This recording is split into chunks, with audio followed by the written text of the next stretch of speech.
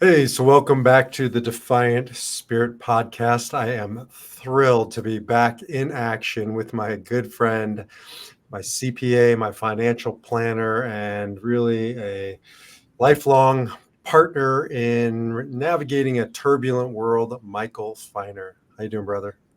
I am doing well. It's great to be back.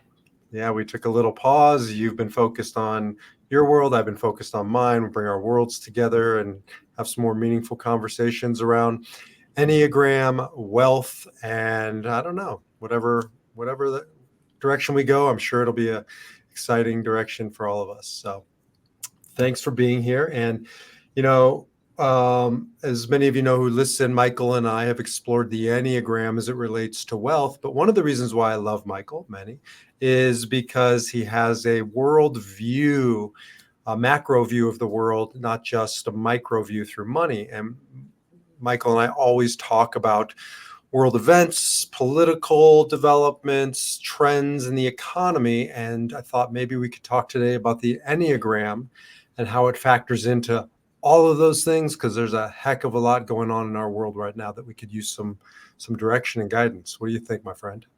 No, this is a great conversation that we've been talking about for a little while, and I'm excited to get your input as to how the Enneagram, especially with some of the world leaders, will affect the outcome of certain major events that are critical to the world at this point. Yeah.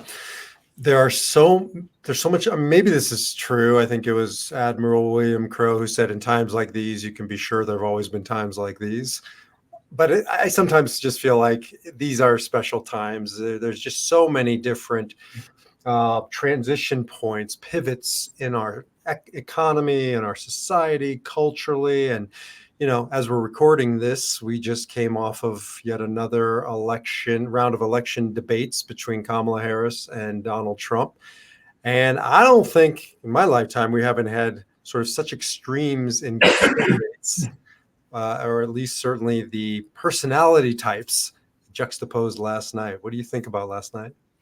No, I think that I've been trying to figure out, and we've been talking about how do we analyze the candidates, and with the election so close for a variety of reasons, how do you figure out who has the edge and give some predictive status? And it seems more based on personality types than it does on policy issues per se, because there are clear, definitive policy differences in Republicans versus the Democrats. And there's just clear personality differences, which are more exaggerated than the policy issues. And people seem to be more interested in the personality issues than sometimes the policy issues. Totally. You saw, like, with Trump and Biden, we're worlds apart in their personality. They're both sort of in a similar place. And then last night, you see Kamala Harris and Trump and just totally different personalities. And you're 100% right. People walk away going, I liked his personality or her personality, and we didn't get too much to policies. So Enneagram can really help us show patterns. For anybody listening, the Ennea means 9. So it's 9 fundamental personalities or ways to move through the world. It's not who you are. It's where you go when you're in fear, where you go when you're reacting, where you go when you're surviving. And, that's what politics is all about. They're presenting a pathway through chaos. These two different Enneagram types are really two different pathways. Which one are we going to follow? So we have our thoughts on what Trump is and what Harris is. I'm going to throw it out to you since you're already an expert on the Enneagram. What are your thoughts on these two people? That's a generous description of expert, but you're obviously the worldwide expert. And we've talked about this, so I've had homework. But Trump, we've said, is an 8. He's motivated by power, and you can see last night when we talk about how people react with fear, they tend to come back to certain safe spots and control issues. And Kamala Harris is a 3, which I also am, so I understand that a little better, which tends to be someone who is very interested in what the outward world looks at them as, and their perception in the outward world. So 2 very different personality types, and I think that showed extremely provocatively last night their personality types as it relates to the Enneagram. Totally. For those listening, the 8 is a challenger, sometimes called the boss, and it's that power focus. Power can be good, power can be bad, depends how you use it. And the 3 is the achiever, the performer. I will say with a caveat, you're a different subtype than if Kamala Harris is a 3. You're a much more sort of conservative 3. So you're actually called the counter type. So, I just want to, anybody who knows Michael knows, may say, well, I didn't know so much see that him and Kamala, there's a different subtype, but the core is the same. And the core of the 3 is to achieve, to get to the top of the mountain, to fulfill your goals. And an unhealthy or reactive 3 can lose themselves in the process, performing. And it's sometimes hard to know what a 3 really believes because he or she can adapt. That's how they're successful, right? They pivot, they are malleable. Whereas the 8 does not adapt, certainly not when they're reactive like Trump is. And so you have these radically different ways to be in the world. One is unadaptable, right? And the other is overly adaptable. We're looking at extremes here. No, and that's what we've been talking about, is getting your insights on the adaptation. And it seemed like Kamala was a proactive 3 last night, where she was able to get the best out of what a 3 does, meaning to adapt when she needed to get her messages out. And Trump was reacting more in fear and defense last night and was a reactive 8. And that seemed to be the problem to me. And I'd like your opinion on who, as you always say, who's getting the best out of the Enneagram and who's getting the worst. And I don't know if that's the right way to put it. Yeah. At our best, my teacher, mentor, Viktor Frankl says we are all the defiant power of the human spirit. We're not a number. So the number, again, is where we go to on our default settings. And you saw with the 8, this is the 8 at its worst last night. And again, we're apolitical here. I'm not talking about who to vote for, who I want to win. We're just describing the lay of the land so that we and our listeners can have some more tools and resources to figure out what the heck is going on. But 8s are all about anger. Anger can be harnessed for good. Martin Luther King was an 8. He harnessed it for, social, racial justice. Winston Churchill was an 8. So there's this sort of standing up against, right, evil. But 8s can be very reactive. And you saw last night, and you saw, I think the moment Trump lost this debate is when she started poking at him about his crowd size. Good move for her. I don't think he recovered after that. And it's just this, you could just see his reactive, screw me, screw you. I'm going to tell you about, and he's going down this path of, why are you wasting your time defending your crowd size, defending whether people like your events? You're derailed. And that anger just derailed him. So I think you can really see that with the reactive 8. Yeah, I know. And I think that's why this tool is so important, because like you said, if he had shown a more powerful offensive message about the future and about things that he wanted to do, as opposed to she put him in a fear, she made him fearful by questioning maybe his self-image. If his crowd size was big enough, I don't know what a big crowd size is. She has very few people at her Barbara, at her events, right? Yet he has probably thousands, and why he had to compare that, I don't know. Fixation, 8s get fixated. They say red, right? It's like the bull. And if they're not healthy, I'm an 8 for the record, so I know this thing. And I just sort of get lost sometimes in the anger until I do my work and take a deep breath, get back to my essence, my core. And hang on one sec, I'm just gonna mute you. And so that 8 piece of me, I get him. I'd like to think I'm a little more evolved than Donald Trump, but the bottom line is he just got derailed because all he could see was red. All he could see was anger. Now she did a lot more prep, right? Sometimes 8s will wing it because there's an cockiness. If they're reactive, you could feel that. I don't think you did the right prep, or certainly didn't prep like she did. She spent the past week, and people were making fun of her for doing so much prep and like threes know how to dress. Anybody who's watching right now, look at Michael Feiner. He knows how to present himself to the world. Threes just know what it takes. And I think last night was an example of her at her best, stepping in, stepping out, and saying, I am prepared. And last night saw him as, I think, pretty unprepared. I agree 1,000%. And as we discussed, maybe the format of a deliberative debate one-on-one suits a three. You can kind of present yourself. There weren't other candidates. There wasn't an audience, other things. And an eight couldn't control that environment very well. So she did a good job doing that. And as you said too, she'll probably try to figure out how to present herself the best way in the next 7 weeks. Now, make no mistake about it, that's not without its shadows, because, threes are the typical politicians, and politicians don't always have the best reputation because, they can leave their values for expediency, for popularity, and they can lose themselves in the process. And threes can really get into trouble when they don't come back and stay rooted in their values. You see a lot of white collar criminals as threes, like a Bernie Madoff. I don't think he was an evil person. I think he started slipping down the slippery slope, justifying why he was moving money around, justifying and then pretty soon you find yourself in the Barry Bonds and the Mark McGuires and the Pete Roses and the Lance Armstrongs.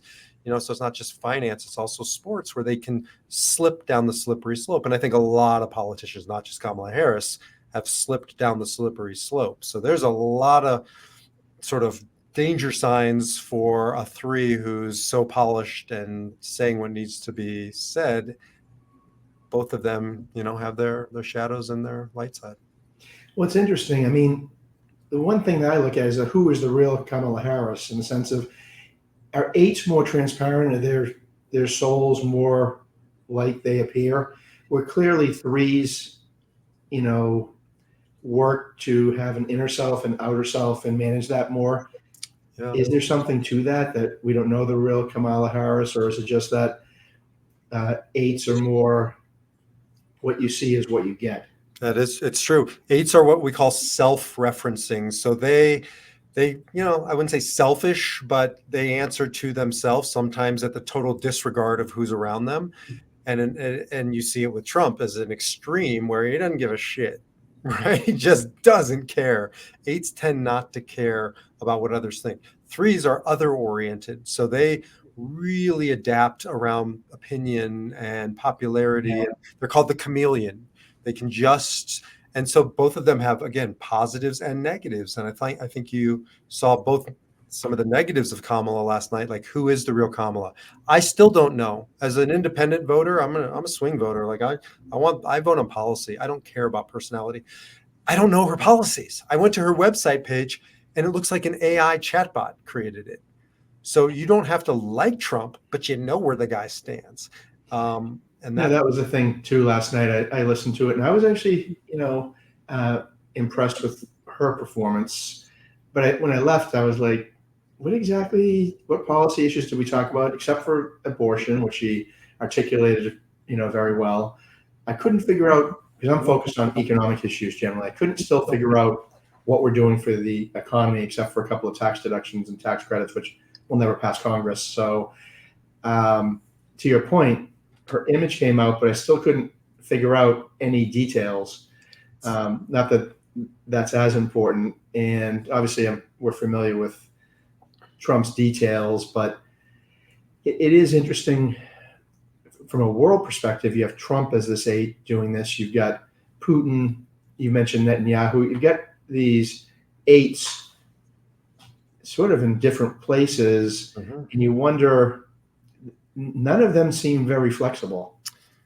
Such a good point, right? You see a lot of world leaders as eights, threes, a couple other. No, that's pretty the dominant types. But usually, if they're tyrants, they're eights. And I'm not suggesting that. And I am suggesting Putin's a tyrant, but Netanyahu's complicated and Trump's complicated.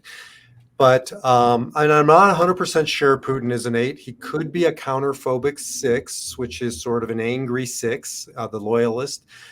And I go both directions on this, and the same could be true about Netanyahu. But either way, they're intense and they're self-referencing. They're focused on what they believe, what they want. Look, I'm an Israeli and I'm an American.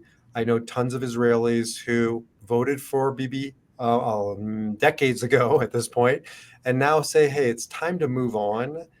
Your being there is doing more damage than not being there.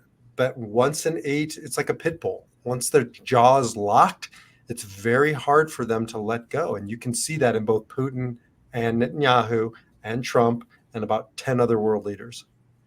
Yeah, and that's the data point that we looked at. We did this webcast a while back, and we talked about Putin, as an 8 or counterphobic 6, and as a result, he was going to dig in and fight to the death, which is pretty much happened.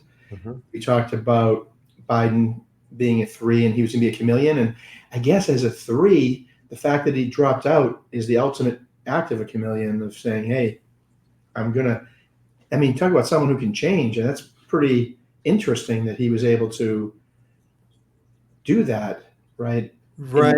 With the influence around it, but the fact that I don't think if Biden were an 8, he would have dropped out. That's exactly right. Because if he's a 3, and these are all our this is just it's not science. I didn't have Trump sit down and do the Enneagram, but Donald, if you're listening and you want the Enneagram, I'll do it pro bono. No problem. But yes, Biden he read the tea leaves, because I guarantee you there was coercion, there was pressure from the outside. It wasn't a value-based decision to drop out, in my opinion. But just not even Biden, just knowing 3s, there had to be external pressures, whereas external pressures aren't moving Netanyahu. They're not moving Putin. They're not moving Trump. They didn't move Winston Churchill. So it's not a bad thing. It can be a good thing if the world around you is saying, "Don't fight the Nazis," right? I'm glad Winston Churchill answered to his own compass. Right. And interesting that Winston Churchill, right after the war was over, he got defeated in the election. As soon as that wasn't the issue of fighting the Nazis, Eights are he was gone. Eights are it is interesting that timing does matter. And I think that's what we're looking at from an economic perspective, as you help us with the Enneagram, is to find, well, what does the context of all this have to say about what personality type do we need right now as the world in the United States as it stands? What do we need to move forward? And based on, I guess, part of it is the personality types of the voters, but what do we need for the next 4 years? What's the best Enneagram, in your opinion, for the country, forgetting the people? What would be the best Enneagram type to take the country forward? Well, it's a really great question. And I've thought about this a lot. I'm doing a lot of work now in corporations, companies, and CEOs tend to be a certain type. They tend to be 8s, the challengers, 3s, the achievers, and 7s, the enthusiasts, the optimists, the visionary. And all 3 of those are on a triad, which I call it's called the assertive triad. They're all assertive. They're all bold. They're all just a bigger energy and a bigger presence. And there's a time and place for that. But I think that's part of the challenge, because there's other great ways to lead. And maybe it's about being the right leader at the right time. And what you're saying is so important. It's like, what type of leader do we need now? And I think one of the challenges is those are the 3 that just climb their way to the top, and other types don't necessarily climb as hard. And maybe they're the ones we need, but they're not at the top. So example, RFKJ, like him, don't like him. He's definitely not an 8, 7, or 3. I think he's a 6. He's much more cautious. He's much more, I don't know. He's just not quite as aggressive or assertive as some of these other big personalities. Tulsi Gabbard, right? She's an independent. If you look at independents, I think they're going to fall through the cracks, and they have no shot in our political system at getting to the top. But maybe they're the ones we need. Alternatives, third-party candidate types. What type of Enneagrams are independent voters, though? That's a great question. So, because they're ultimately going to make the decision. I'm assuming if they're an 8, if you're an 8 voter, you kind of have a clear distinction in your mind, right, as to who you support. probably fives as well. I don't know other Enneagram types, if nines or maybe twos do, but do you think independent, because you're an independent, is there I don't know, weighting or sort of a bias as to what Enneagram you might be? And then how do you kind of work that in? Because ultimately that's what we're trying to understand, is this 5 or 10% of the population that's going to make the difference in the next 8 weeks? It's a great question. I haven't thought about it, and I wish I had the answer. But let me give you a sort of a parallel example in your world. When we've done work on financial sector, and we're going to be launching more of that. The wealth and the Enneagram we have it all teed up. We just need to get it out to the world. But I have seen in your world that disproportionate amount of and if not your clients, then certainly those who are, accumulating wealth out in the world, regardless of whether they're your clients, are 8, 7s, and 3s, right? They tend to be focused on wealth. Now, one of the things I've seen with you, and it's just been remarkable to me, is once we got that data point, I don't know, what would we say? What percentage of people who are like, big earners out there are 8, 7s, and 3s? 50%, 70%? No, but Pareto's constant, it's probably 80%, right? 80%. Easy. Once you pointed it out, I was like, wow, I felt like the light bulb got invented. It's like, wow, because that's why I'm bringing this up, because you pointed out, I bet all your clients are following this category. I never thought about it. Right. But here's something you've done that's tremendous. And I haven't seen a lot of financial people do this, where they take that data and instead of just doubling down on 8, 7s, and 3s, the wealth earners, you started to say to me, B, what about all the other people? What about all the other types? Where are they? What do they need? And one of the things we found out was, a lot of those 8, 7s, and 3s are married to Enneagram 2s, the helpers. Right. And oftentimes, as you described it, those 2s, those spouses, could be male, could be female, are the supporting role and tend to get left out in financial conversations by financial planners. What if we turn our attention to them, see them as part of the team, ask them about their needs? And all of a sudden, I've seen that shifting energy to the independent voter, to the non-dominant force, right, in the market, in the relationship. That's just been transformative in the way I think about finances in the Enneagram. No, I think you're right. And what's been transformative to me, as you know, was helping identify the Enneagram type of people that you're dealing with, so you can cater to how they hear things and how they communicate. I used to communicate the same thing the same way all the time. Some people would appreciate it because it was the right thing, luckily. Other people would look at me like they had no idea what I'm talking about, or even worse, if you're 7, could care less about what I'm talking about, right? Until I knew, like for 7s who, have that big personality, that they weren't exactly interested in my PowerPoint presentation, but they were interested in bigger picture information and more interested in the relationship or some more macro things. So all of these things were, and that's what I wonder about the independent voter. How do you sort of do that, and who has the best chance of doing it in the next 8 weeks? Not that, historically, the presidential election doesn't really have as much impact as people think on the stock market, but it does matter for a lot of other things longer run. So it's fascinating to see how this stuff is going to translate into real world events, and how do people impact it, and can we predict as a result what's going to happen in 7 weeks? Well, there's just so many great points there. So that sort of financial discovery for us is also applicable to politics or anything, because it depends who you want to court. And I don't have the answer of who's the swing voter, but let's say they're more 5s, the investigator. They need more data. Kamala's pitch last night was not data driven, right? And so if I'm a 5, I'm going to need more data. If I'm a 6, a loyalist, I'm going to need more consistency, because flip-flopping as a 6 makes me very suspect. I want security. I want certainty. I don't like half truths or lies or spin. And so maybe they're the swing voter. So I really got to speak to consistency. Or if they're a 1, they're going to want more of the details, right? And a little more integrity and responsibility focus and talk. So I don't have the answer of who the swing voter is, but my suggestion would be figure out who that is and speak to them based on their Enneagram type.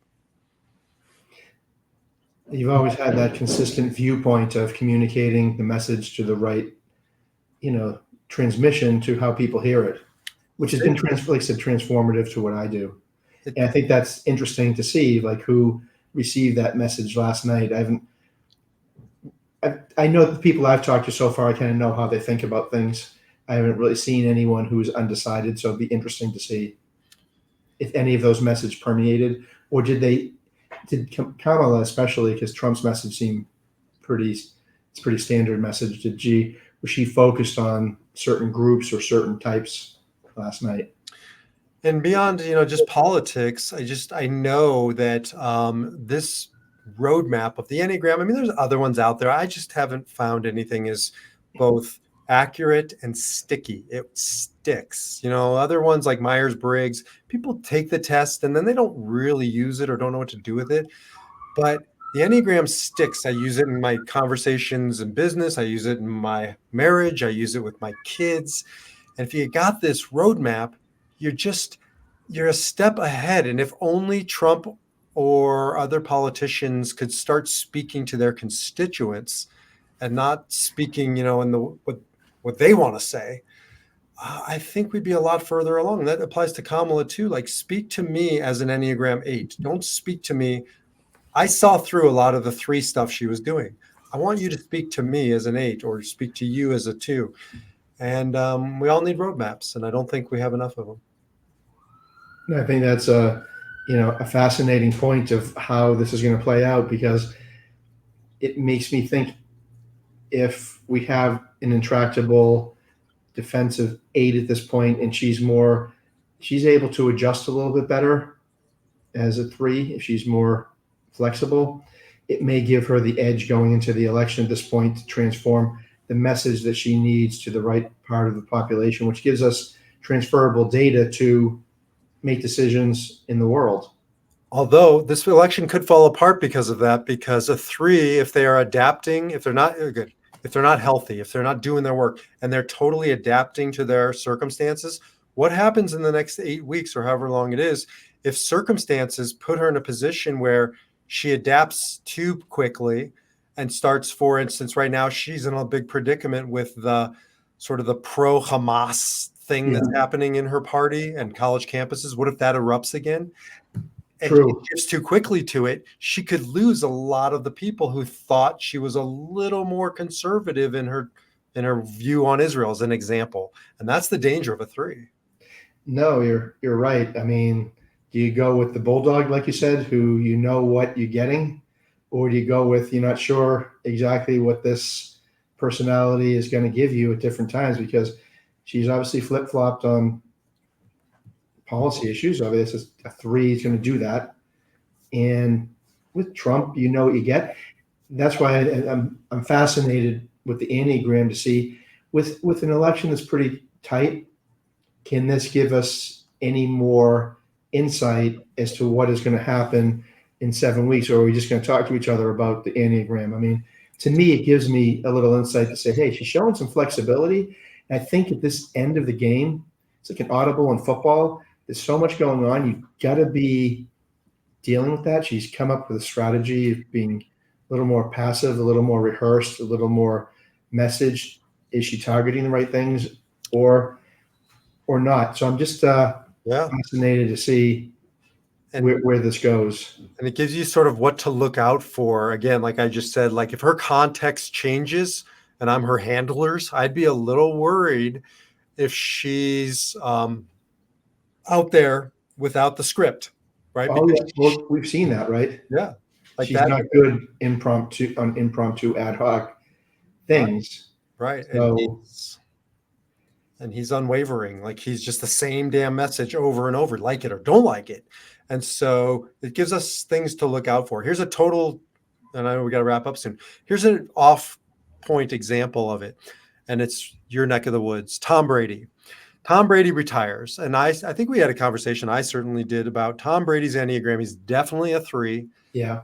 he's a winner. Okay. I said he retired, or part of the narrative was his wife at the time, Giselle, said, you need to retire, be at home more. That was the agreement. And I'm going to, Giselle, go out and do my work.